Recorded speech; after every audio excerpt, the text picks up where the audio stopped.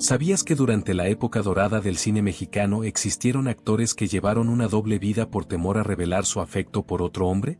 Secretos resguardados, pasiones prohibidas y silencios que marcaron para siempre sus destinos. Hoy te narraré quiénes fueron esos valientes y cuáles fueron las razones detrás de su ocultamiento. No te retires porque al final conocerás el caso más estremecedor y doloroso de todos. Mexicano, pero figura en Hollywood, Ramón Novarro fue uno de los primeros emblemas latinos del cine mudo.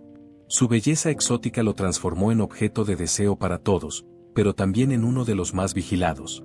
En los pasillos de los estudios se comentaba, casi en susurros, que su encanto no solo conquistaba miradas femeninas, sino también la atención silenciosa de hombres influyentes que buscaban mantener sus deseos en total discreción. Abiertamente gay únicamente en círculos muy reducidos, vivió con un temor permanente a ser expuesto en México, donde la moral pública podía destruir carreras con un simple rumor malintencionado. Se decía que mantenía vínculos afectivos extremadamente reservados, encuentros pactados en casas ajenas y citas planeadas con precisión quirúrgica para evitar cualquier fotografía comprometedora. Algunos actores aseguraban que Novarro prefería retirarse antes de tiempo de reuniones sociales para impedir que el alcohol relajara demasiado su autocontrol. Otros afirmaban haber visto cartas, escondidas en cajones de utilería, que revelaban pasiones ocultas que jamás se mencionarían en público. Él evitaba cualquier escándalo, pero los murmullos crecían, alimentados por la envidia, el prejuicio y la obsesión del medio por controlar la imagen de sus estrellas. Su destino final fue brutal. Le arrebataron la vida en su propio hogar a manos de dos jóvenes que creían que escondía una fortuna oculta. Lo hallaron atado, golpeado y humillado. La prensa lo atacó con severidad, insinuando excesos, vicios y secretos, mientras el medio guardaba un silencio incómodo. Todos sabían y nadie hizo nada. ¿Crees que fue solo un crimen o un intento premeditado de borrar aquello que jamás se atrevieron a admitir? En pantalla era fiero, implacable. Su mirada calaba, su voz imponía respeto. Pero fuera del set, Carlos López Moctezuma era otra cosa, un hombre contenido, casi ausente. Vivía con una disciplina severa, sin grandes reuniones, sin escándalos, sin compañía visible. Estaba casado. Sí, pero nunca mostró afecto alguno hacia su esposa y rara vez se le veía en eventos sociales acompañado de ella o de cualquier otra persona. Lo que pocos sabían y solo algunos se atrevían a mencionar en voz baja, era que sostenía desde hacía años una relación secreta con un hombre del mismo medio, un actor casado, también con hijos, cuya cercanía era casi constante. Trabajaban juntos con frecuencia, viajaban a las mismas ciudades y sus habitaciones de hotel siempre quedaban una junto a la otra. Nunca compartían escenas públicas que originaran rumores, pero su sincronía llamaba la atención de quienes sabían interpretar entre líneas. El círculo más cercano entendía, aceptaba, callaba. Pero también percibían algo más, una tensión en Carlos, un peso emocional permanente, como si ese vínculo profundo pero condenado al silencio lo estuviera consumiendo por dentro. Era un amor cargado de reglas no dichas, de pactos tácitos, de separaciones obligadas cuando los compromisos familiares lo exigían. Protegía todo, la imagen del otro, su carrera, su reputación, pero eso tenía un costo. Algunos técnicos del set contaban que en los descansos se le observaba fumar en soledad, mirando al vacío, como si su personaje cruel no hubiera dejado la escena. Otros mencionaban cómo su energía sombría se volvía más intensa cuando él, su amante, no estaba en la misma producción. Era como si el villano se apoderara de él cuando su vida personal entraba en pausa. Falleció en silencio, sin escándalos, sin confesiones. Su funeral fue austero, sobrio, lleno de respeto. Pero en la última fila, un hombre que nadie identificó lloró en silencio durante toda la misa. Dicen que fue él, que fue el único que realmente sabía quién estaba siendo sepultado ese día y que con su llanto también enterraba el único amor que no pudo vivir en libertad. Hay algo en los ojos de Arturo de Córdoba que no puede fingirse. Esa melancolía elegante, esa culpa muda, esa intensidad que parecía nacer de una herida invisible. Su voz grave, su forma pausada de hablar, su lenguaje siempre medido. Todo parecía diseñado para no revelar nada. Pero quienes lo conocieron sabían que aquello no era actuación. Arturo cargaba algo, y ese algo era un amor que jamás pudo mostrar. Estaba casado y su esposa fue siempre descrita como leal, callada, presente.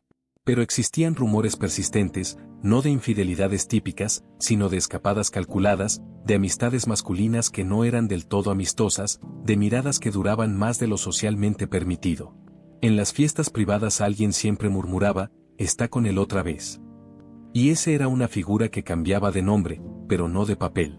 Uno de los asistentes de producción que colaboró con él durante años relató que había una rutina fija en las grabaciones nocturnas. Arturo pedía una silla adicional junto a su monitor y allí se acomodaba un hombre de lentes, reservado, que no conversaba con nadie. Jamás se presentó como parte del equipo, pero tampoco se le solicitaba que se retirara. Era como si todos comprendieran que estaba ahí por otra razón y lo aceptaban en silencio. También se comentaba que en los camerinos solía recibir sobres cerrados, entregados sin pronunciar una palabra, notas breves con pocas líneas. Una ocasión uno de esos sobres fue hallado en la basura. Solo decía, si esta vida no nos permite ser, por lo menos déjame acompañarte en lo que resta. Arturo envejeció sin escándalos. Falleció con respeto, con homenajes, pero nadie mencionó esa parte de él que quedó resguardada en cuartos de hotel, en automóviles oscuros, en pasillos silenciosos del set. Una parte que muchos vieron, pero que nadie se atrevió a nombrar, porque su dolor, esa emoción que lo convertía en tan buen actor, no venía del guión, provenía de amar sin autorización. Español de nacimiento y mexicano por elección, Jorge Mistral fue un galán del cine y del teatro con una intensidad que atravesaba cualquier escenario, pero detrás de esa mirada imponente vivía un hombre que nunca logró sentirse en paz consigo mismo. Se casó, sí, aunque ese matrimonio fue breve, distante y tan lleno de ausencias que muchos lo veían más como una fachada que como una unión real. En el ambiente artístico circulaban versiones que aseguraban que Jorge sostenía encuentros con hombres, siempre bajo un hermetismo casi obsesivo y en ciudades donde pudiera pasar desapercibido. Comentaban que elegía hoteles discretos, encuentros fugaces y amistades muy selectivas para evitar cualquier rastro que pudiera delatarlo. Le aterraba la posibilidad de un chisme malintencionado. Sabía que un simple murmullo podía destruir su prestigio, y por eso prefería vivir dividido entre lo que mostraba al público y lo que permitía en la intimidad. Varias personas de su entorno mencionaban que esa doble vida lo desgastaba profundamente. Decían que, al caer la noche, su carácter cambiaba, se volvía reservado, inquieto, como si temiera que cada palabra pudiera convertirse en una amenaza. Con los años, esa presión constante comenzó a reflejarse en su conducta, que se tornó errática, impulsiva y marcada por una tristeza silenciosa que pocos lograban descifrar. Terminó su existencia con un disparo que dejó más preguntas que respuestas. ¿Fue el peso de una vida vigilada, de un amor jamás permitido? Su historia quedó suspendida, como tantas confesiones que nunca se atrevió a pronunciar. Actor, director, compositor y uno de los rostros más queridos del cine mexicano, Joaquín Pardavé conquistó al público con su ingenio y una calidez que parecía inquebrantable. Sin embargo, detrás de ese humor contagioso y de su imagen de hombre accesible, existía una reserva casi impenetrable. Su matrimonio fue largo, estable en apariencia, pero para muchos resultaba frío, distante, casi protocolario. Nunca se le relacionó con mujeres del medio y sus compañeros notaban que evitaba cualquier comentario que rozara lo sentimental. Lo más intrigante eran las famosas cartas enigmáticas que comenzaron a circular discretamente en los pasillos de los estudios. Estaban firmadas con iniciales masculinas y, según varios investigadores del cine, contenían frases que rebasaban por mucho el tono amistoso. Eran textos breves, profundamente afectivos, escritos con una delicadeza que sorprendía a quienes lograban leerlos. Algunos aseguraban que aquellas cartas correspondían a un vínculo oculto, protegido ferozmente, quizá por miedo al escándalo o por lealtad a una historia que solo dos personas conocían. Con los años, el silencio en torno a su vida íntima generó aún más teorías. ¿Había amado en secreto? ¿Había elegido callar para proteger a alguien? Incluso su fallecimiento alimentó especulaciones, no por la causa misma, sino por la inexplicable melancolía que muchos percibían en él durante sus últimos años. Lo único cierto es que jamás habló de amor con nadie, ni en público ni en privado, como si ese territorio fuera el único que no estaba dispuesto a compartir con el mundo. René Cardona fue una figura dominante del cine mexicano, firme en sus decisiones y dueño de un carácter que imponía respeto. En el set su autoridad era absoluta, pero fuera de cámara existía un aspecto que no controlaba del todo, el afecto profundo que sentía por un joven actor al que descubrió, impulsó y mantuvo siempre cerca. Desde su primera colaboración la cercanía entre ambos llamó la atención. Él aparecía en película tras película, incluso en papeles que parecían creados solo para justificar su presencia. Cardona lo llevaba a giras, lecturas de guión y reuniones privadas. Había entre ellos una familiaridad difícil de ignorar, pero que nadie se atrevía a cuestionar. Cuando el muchacho estaba cerca, Cardona cambiaba. Sonreía más, toleraba errores y mostraba una suavidad inesperada. El joven, por su parte, le dedicaba una mezcla de admiración y ternura que en el medio pocos lograban ocultar. Comían juntos, trabajaban a solas por horas y sus viajes laborales siempre se extendían sin explicación. Era una relación envuelta en discreción, sostenida por miradas y silencios que decían más que cualquier palabra. Hasta que él enfermó de forma repentina. La noticia de su muerte cayó como un golpe que Cardona no supo disimular, canceló proyectos, se aisló y se encerró por semanas. Para el público fue cansancio, para quienes lo conocían, la confirmación de un vínculo más profundo. Tiempo después, un técnico lo vio proyectar a solas una escena breve del joven, repitiéndola como si allí quedara atrapado algo irreemplazable. Jamás habló de él en público. Pero en su círculo íntimo se entendía que aquella fue su única historia de amor real, una pasión silenciada que, al desvanecerse, dejó en Cardona una herida que nunca cerró. Desde entonces siguió filmando, sí, pero con una frialdad distinta, como si en cada historia buscara un rostro que ya no volvería. Antonio Badú, con su piel morena, su mirada intensa y su acento misterioso, fue uno de los galanes más particulares del cine de oro. Siempre rodeado de mujeres en pantalla, cultivó una imagen viril y dominante. Pero detrás de esa fachada existía una vida paralela cuidadosamente oculta. Durante años sostuvo una relación íntima con un bailarín del Teatro Blanquita, a quien conoció en una fiesta privada. Se decía que el vínculo inició como una simple aventura, pero terminó transformándose en una relación estable, aunque invisible para los ojos del público. Badú era reservado. Se refería a su compañero como mi amigo del alma o mi sombra, porque lo acompañaba en giras, grabaciones y reuniones, siempre con un perfil discreto. En entrevistas, el actor prefería hablar de su trayectoria y evadía cualquier asunto sentimental. Nunca contrajo matrimonio. Y aunque tuvo romances breves con actrices, ninguno prosperó ni se volvió oficial. Algunos técnicos recordaban que al concluir funciones, Badú solía desaparecer por días, recluido en su casa junto a aquel joven bailarín. En esas ausencias no recibía a nadie, no atendía llamadas y cancelaba compromisos. Un actor de reparto contó que una vez lo visitó sin avisar y Badú simplemente no abrió la puerta. Estaba con él, dijo años después, y no quería que nadie irrumpiera en ese mundo privado que se habían creado. Pese al afecto, la relación no resistió el paso del tiempo. El bailarín emigró, cansado de vivir oculto en las sombras. Badú, fiel a su discreción, jamás volvió a mencionarlo, pero en sus últimos años, sus cercanos notaron una tristeza constante, una nostalgia inexplicable. Falleció rodeado de reconocimientos y silencio. Nunca expresó su verdad en voz alta. Pero quienes estuvieron cerca, quienes vieron los gestos, las miradas y los silencios, sabían perfectamente a quien había amado de verdad. Carlos Riquelme, reconocido por interpretar jueces, sacerdotes y figuras de autoridad, escondía una vida privada que contrastaba por completo con sus personajes más rígidos. En el ambiente teatral era un secreto a voces que durante más de una década mantuvo una relación afectiva con un actor joven de mirada inquieta y temperamento vivaz. Riquelme lo conoció durante un montaje clásico y desde aquel primer ensayo surgió una cercanía que muchos notaron de inmediato.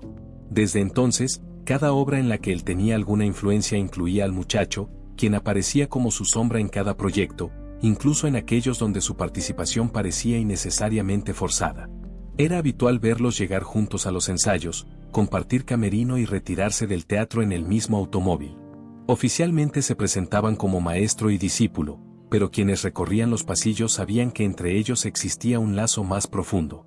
Riquelme evitaba cualquier muestra pública de afecto y era extremadamente meticuloso con sus palabras. No comentaba nada de su vida personal y exigía a su círculo cercano una discreción absoluta. Sin embargo, en reuniones privadas, cuando el ambiente era confiable, dejaba entrever una versión más vulnerable de sí mismo, una que jamás mostraba frente a las cámaras. Un compañero contó que, al volver de una gira, Riquelme pidió suspender funciones por una supuesta complicación laboral. La verdad era otra, el joven había decidido marcharse con otro actor, cansado de vivir en silencio y de no recibir el reconocimiento emocional que tanto necesitaba. Ese abandono lo desestabilizó profundamente y durante meses se le vio apagado, aunque él nunca lo admitió. Jamás sostuvo un noviazgo público con mujeres ni mostró interés por construir una familia tradicional.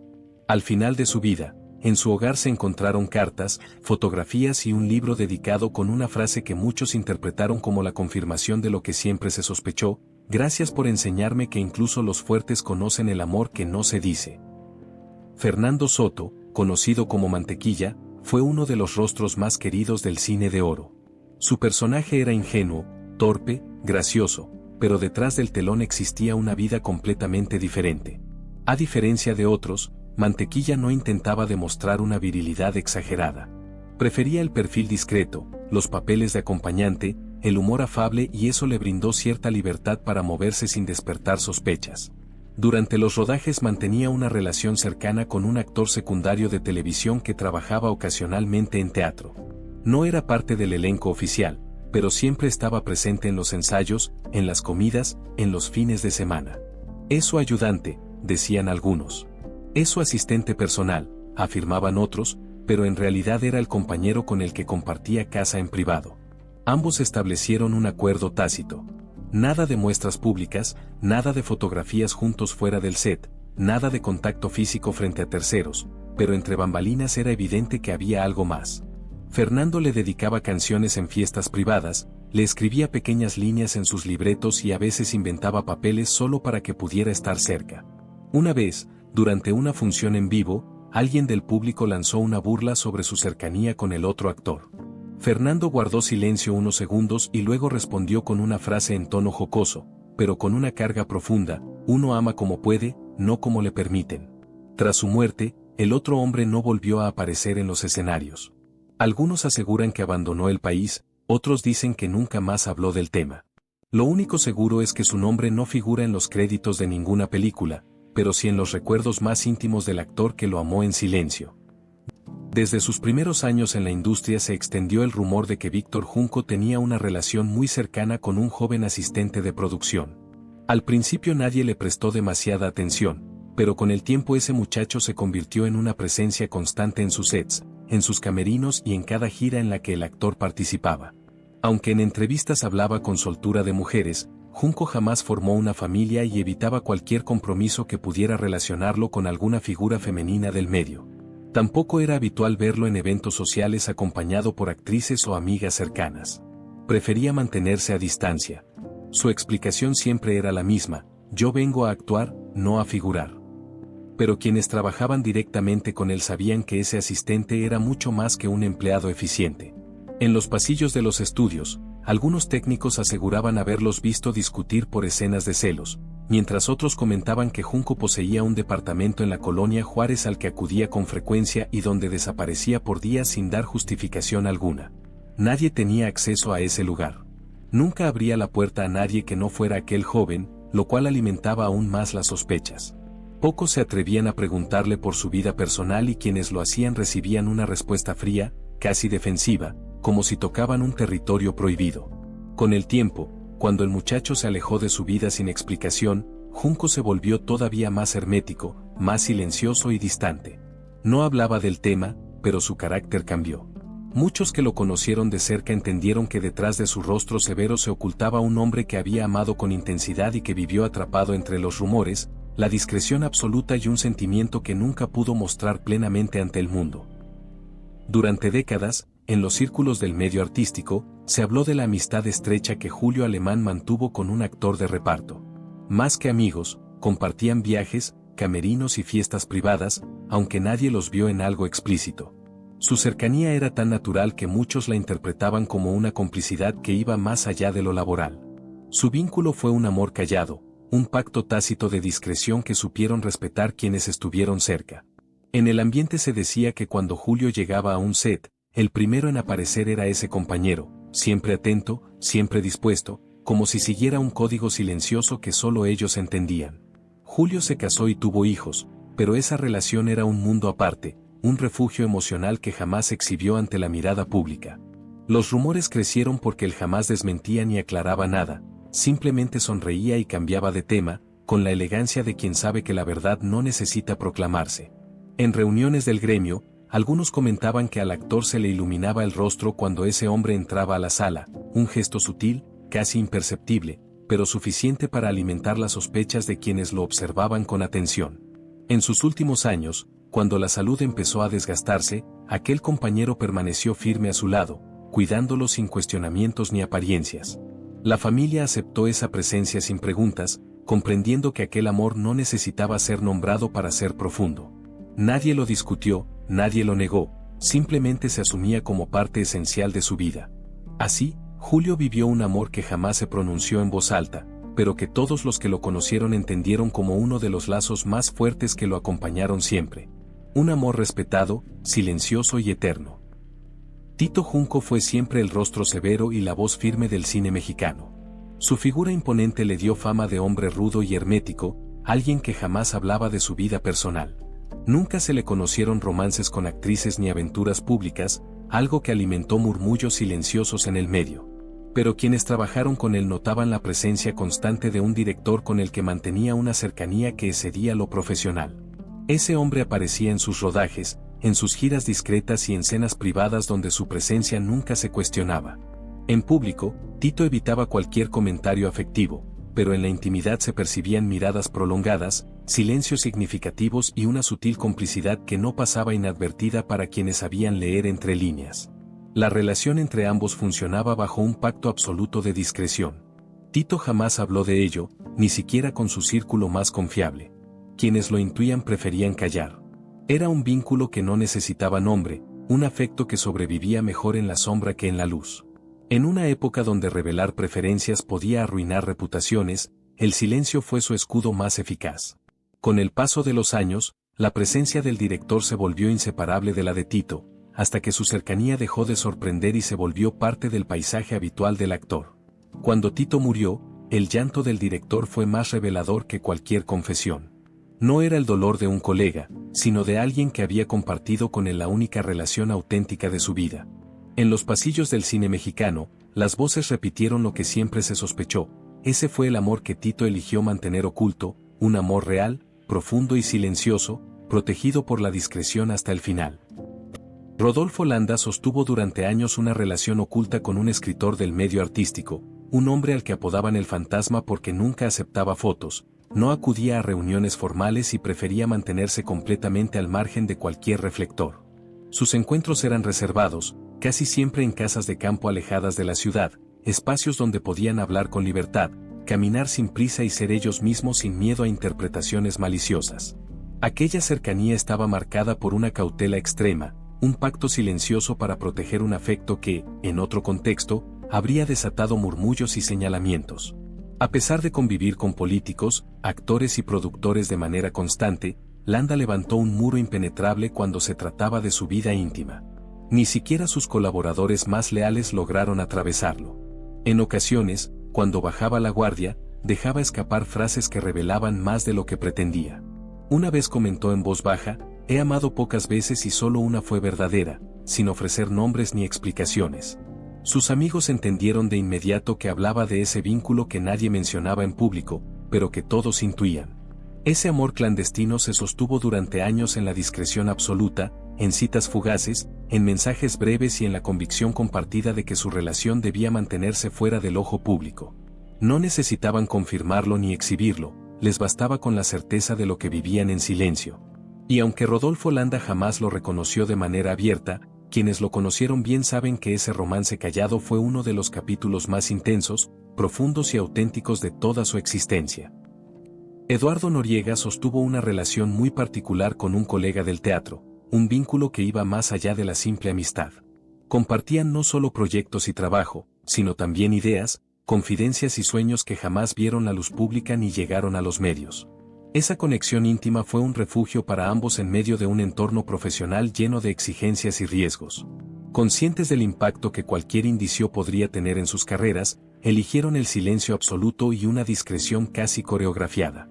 Evitaban mostrarse juntos en eventos concurridos, nunca se permitían un gesto que pudiera malinterpretarse y jamás hablaban de su cercanía en entrevistas, aun cuando los rumores empezaban a circular en pasillos y camerinos. Quienes formaban parte de su círculo más reducido comentaban que entre ellos existía un entendimiento profundo, hecho de miradas breves, de conversaciones suspendidas y de encuentros cuidadosamente planeados para no llamar la atención. Algunos aseguraban que ese lazo oculto era el verdadero sostén emocional de Eduardo, la base que le permitía mantenerse firme ante las presiones del medio artístico y los comentarios velados que de vez en cuando surgían alrededor de su vida privada. A lo largo de los años, su vínculo siguió siendo un secreto cuidadosamente guardado, una compañía silenciosa que nunca buscó aplausos ni reconocimiento público.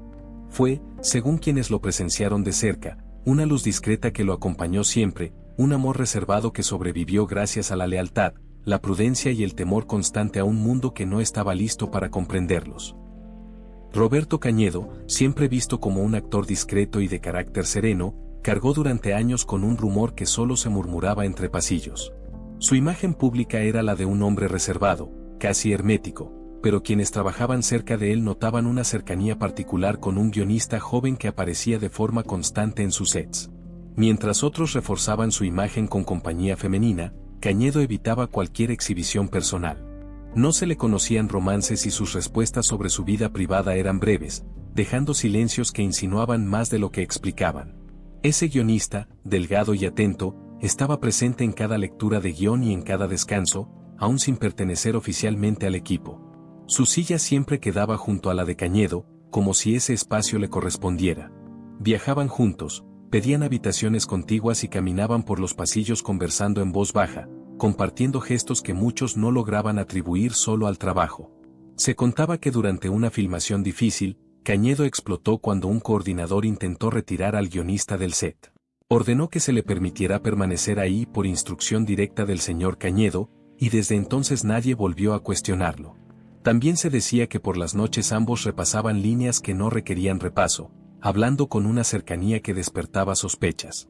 El rumor más persistente surgió en una gira teatral, cuando un actor afirmó haberlos visto demasiado próximos en un ensayo privado, con la intimidad de quienes comparten algo más profundo. Cañedo jamás negó ni confirmó nada, dejaba que el silencio hablara. Con los años, el guionista desapareció de su entorno. No hubo explicaciones, pero muchos notaron un cambio en él, más rígido, más callado, más solo. Para quienes conocieron su dinámica, esa distancia fue la señal final de un vínculo que nunca se nombró, pero que todos entendieron sin necesidad de palabras. Pedro Armendáriz siempre proyectó una imagen de hombría absoluta, héroe nacional y figura viril del cine. Pero quienes lo conocieron fuera del set sabían que esa fuerza era también una coraza. En los estudios corrían rumores sobre la cercanía que mantenía con un fotógrafo estadounidense al que conoció en una coproducción. Al principio se habló de simple afinidad profesional, pero la frecuencia de sus encuentros empezó a levantar sospechas. El fotógrafo viajaba con él sin tener funciones claras y, según varios técnicos, siempre se hospedaba en habitaciones contiguas o en cabañas apartadas que Pedro solicitaba expresamente. Era común verlos caminar de noche por las locaciones, hablando en voz baja y regresando cuando todos dormían. No ocultaban su proximidad, aunque jamás la explicaban. Durante un rodaje en Durango, un asistente afirmó haberlos visto en una conversación demasiado íntima. Al día siguiente el fotógrafo fue movido a otra área, aunque volvió poco después como si nada hubiera ocurrido. Armendáriz evitaba cualquier pregunta sobre su vida privada y desviaba comentarios sentimentales con una sonrisa incómoda. Varios actores decían que cuando el fotógrafo no estaba cerca, Pedro se volvía tenso y reservado. Cuando aparecía, cambiaba por completo, se volvía cálido, relajado, incluso bromista. Con el tiempo, aquel vínculo se convirtió en un secreto a voces, nunca confirmado, nunca negado. En su círculo se hablaba de un cariño profundo que sobrevivió entre viajes y silencios compartidos. Años más tarde, cuando su salud decayó, el fotógrafo fue a verlo sin anunciarse. Permaneció a su lado unos días y luego desapareció. Un maquillista que lo conoció de joven lo resumió así: Pedro nunca habló de amor, pero todos sabíamos quién era la única persona que lograba desarmarlo. Un rumor que quedó suspendido para siempre. Manuel Medel, maestro de la comicidad y figura imprescindible del cine de oro, proyectaba una energía ligera, casi traviesa, que conquistaba al público sin esfuerzo. Pero detrás de esa gracia natural existía un hermetismo absoluto sobre su vida íntima. Nunca se le conocieron romances públicos, tampoco escándalos, ni historias con actrices, algo que alimentó rumores cada vez más insistentes entre maquillistas, técnicos y productores. En los pasillos se decía que su corazón estaba comprometido, pero no con ninguna de las mujeres que lo admiraban, sino con un músico joven que trabajaba en las orquestas de varios estudios. Ese hombre, talentoso y discreto, aparecía siempre cerca de Medel, aunque sin llamar la atención. Lo acompañaba a ensayos privados, viajaba con él en giras teatrales y participaba en lecturas de guión donde no tenía función alguna. Su presencia constante despertó sospechas, sobre todo porque ambos parecían seguir una coreografía silenciosa, llegaban por separado, pero desaparecían juntos por horas, evitaban cualquier gesto afectivo en público, pero en momentos de descuido intercambiaban miradas demasiado prolongadas, demasiado íntimas para ser casualidad. Se decía que tenían un pacto estricto de discreción, reforzado por la época y por el temor de Medel a que un simple comentario malintencionado pudiera destruir su carrera cómica. Algunos técnicos contaban que cuando el músico no asistía a un rodaje, Medel lucía inquieto, disperso, como si una parte esencial de su calma no estuviera presente. Otros afirmaban haber visto partituras dedicadas con mensajes cifrados, breves frases amorosas que solo ellos comprendían. La relación jamás se confirmó. Nunca hubo una fotografía, una carta pública o un testimonio directo. Pero quienes vivieron esa época sabían leer silencios, sabían interpretar ausencias. Y en torno a Medel siempre quedó la sospecha de que su mayor risa, aquella que tanto celebraba el cine mexicano, nacía de un amor que eligió vivir entre sombras, protegido por la música, la prudencia y el miedo constante a un mundo que no estaba listo para escuchar su verdad. Javier Solís, dueño de una voz inconfundible y de un magnetismo que cautivaba al público, siempre mantuvo una imagen impecable, profesional, dedicado y reservado. Pero detrás de ese aire sereno circulaban rumores que jamás llegaron a la prensa, susurrados únicamente en camerinos y cabinas de grabación. Decían que Solís tenía una cercanía especial con un arreglista joven, un músico de estudio que lo acompañaba en prácticamente todas sus producciones. Su presencia era constante, silenciosa, integrada a la rutina del cantante como si fuera parte indispensable de su respiración artística. En el medio comentaban que el músico llegaba antes que todos, preparaba el espacio, revisaba partituras y esperaba solo a Solís, nunca al resto del equipo. Cuando el cantante entraba, se saludaban con una familiaridad distinta, natural, como si la jornada hubiera comenzado horas antes en otro lugar. Nunca se mostraban abiertamente afectuosos, pero la forma en que se hablaban, en voz baja, con miradas que parecían sostener conversaciones completas, despertaba sospechas entre ingenieros y asistentes. Ambos evitaban viajar en el mismo vehículo, pero siempre terminaban hospedados en habitaciones contiguas, solicitadas de último minuto y sin explicación. Se decía que las sesiones nocturnas en el estudio eran su punto de encuentro, largas horas a puerta cerrada ajustando tonalidades que no necesitaban ajustes, ensayos que se prolongaban más de lo necesario y silencios que solo quienes los observaban de cerca podían interpretar. Un técnico aseguró haber visto una nota escrita a mano, olvidada entre partituras: "Lo nuestro vive donde nadie mira". Nadie la reclamó, pero el rumor creció. Solís jamás respondió preguntas sobre su vida íntima, solo sonreía, bajaba la mirada y cambiaba de tema. El músico, por su parte, desapareció del medio de forma repentina. Tras su partida, algunos notaron que el cantante grababa con una nostalgia peculiar, como si en cada interpretación quedara atrapado aquello que jamás pudo nombrarse. Muchos en la industria entendieron entonces que, detrás de la voz que estremecía al país entero, vibraba un amor oculto, profundo y condenado a existir únicamente en la sombra. Un amor que sobrevivió en susurros, miradas y melodías que nunca tuvieron letra pública. Luis Beristain, reconocido por su porte elegante y su dicción impecable, siempre fue visto como un actor refinado, culto y profundamente profesional. Su presencia imponente le otorgaba una seriedad casi aristocrática, pero quienes trabajaron muy cerca de él notaban algo más: una distancia emocional calculada, una cautela constante ante cualquier pregunta que rozara lo personal. Jamás se le conocieron romances con actrices ni historias sentimentales públicas, lo cual alimentó con el tiempo un rumor que se repetía solo en voz baja, entre maquillistas y asistentes de dirección. Se decía que Beristain mantenía una relación secreta con un crítico teatral mucho más joven, un hombre reservado que rara vez se dejaba ver en cámaras, pero cuya sombra aparecía en los lugares donde el actor trabajaba. No formaba parte del equipo, no tenía motivo para asistir a ensayos ni a lecturas de guión, pero siempre encontraba una razón para estar cerca. Llegaba unos minutos después que él, se retiraba apenas unos minutos antes, y ambos evitaban coincidir en pasillos o estaciones de maquillaje, como si siguieran una coreografía diseñada para no dejar huellas. Los rumores crecieron cuando varios técnicos comentaron que durante una temporada en Guadalajara, Beristain solicitó una habitación alejada del resto del elenco y, casualmente, ese crítico se hospedaba justo en la misma área. Nadie los vio juntos, pero los horarios coincidían con una precisión casi quirúrgica.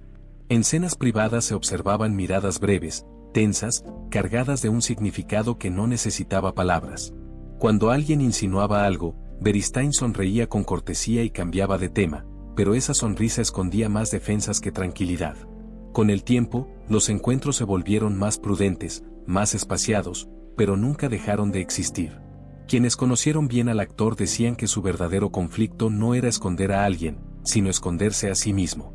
Y aunque jamás confirmó nada, la sospecha persistió en el medio, que detrás de su rostro serio y su porte impecable se ocultaba un amor profundo, silencioso y cuidadosamente protegido, un amor que jamás pudo pronunciarse pero que marcó su vida de una manera que ningún papel en pantalla logró igualar.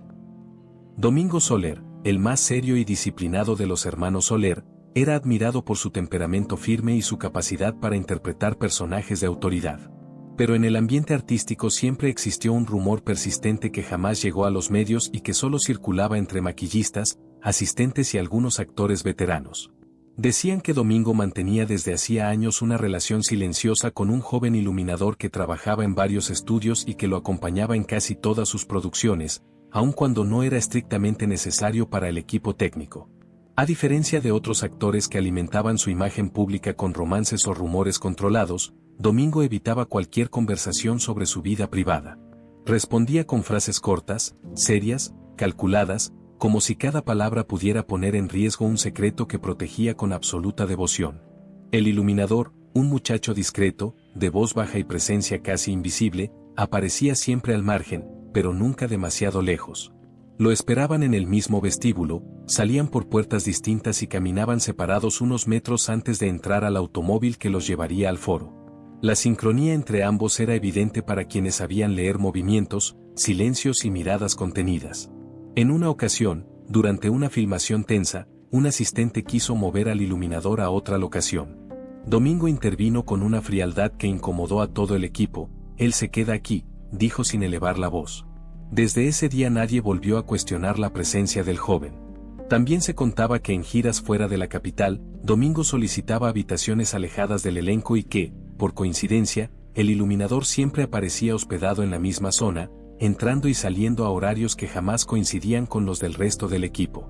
Los rumores crecieron porque, aunque nunca se mostraron afecto explícito, la conexión entre ambos era palpable.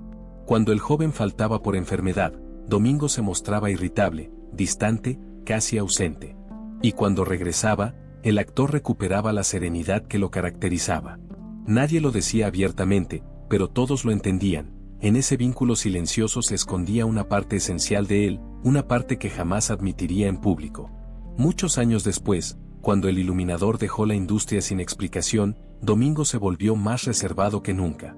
Para quienes lo conocían bien, aquel cambio confirmó lo que siempre se sospechó, que su mayor afecto, su verdadero refugio, no estuvo en ningún personaje, sino en ese amor que vivió en penumbra, protegido por la discreción y condenado a permanecer sin nombre.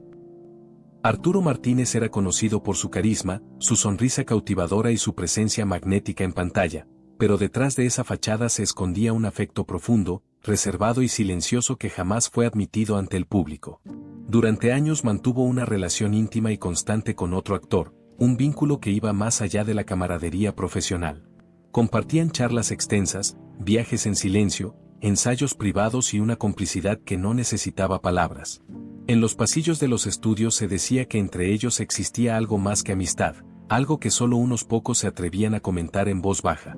Aunque Arturo contrajo matrimonio con una mujer y sostuvo una vida familiar que parecía intachable, en el entorno más cerrado del medio era bien sabido que su verdadero vínculo emocional se encontraba en otra parte. Ambos manejaban su cercanía con una delicadeza absoluta, nunca posaban juntos para fotografías, evitaban coincidir en eventos públicos y procuraban que cualquier encuentro se realizara en espacios discretos, lejos de periodistas y de miradas curiosas. Ese amor oculto se convirtió en su refugio. En momentos de presión, críticas o incertidumbre, era esa relación silenciosa la que le devolvía equilibrio y fuerza. Sus amigos más cercanos intuían que ese lazo era mucho más sólido de lo que Arturo permitía ver, pues en privado hablaba con ternura de alguien que siempre lo sostenía sin pedir nada a cambio. Con el tiempo, la relación se volvió un secreto a voces, un rumor persistente que nadie confirmaba, pero que todos en el medio comprendían. Y aunque públicamente Arturo mantenía la imagen de galán seguro y deseado, quienes lo conocieron en verdad sabían que la fuente real de su fortaleza provenía de ese amor que vivió escondido, firme y leal, siempre protegido en la sombra, lejos del juicio y de la mirada pública. ¿Cuál de estas historias te sorprendió más? Déjanos tu comentario. Si te interesan las verdades secretas del cine mexicano, no olvides suscribirte, darle me gusta y compartir este video con quienes disfrutan descubrir lo que nadie se atreve a revelar. Nos vemos en la próxima historia.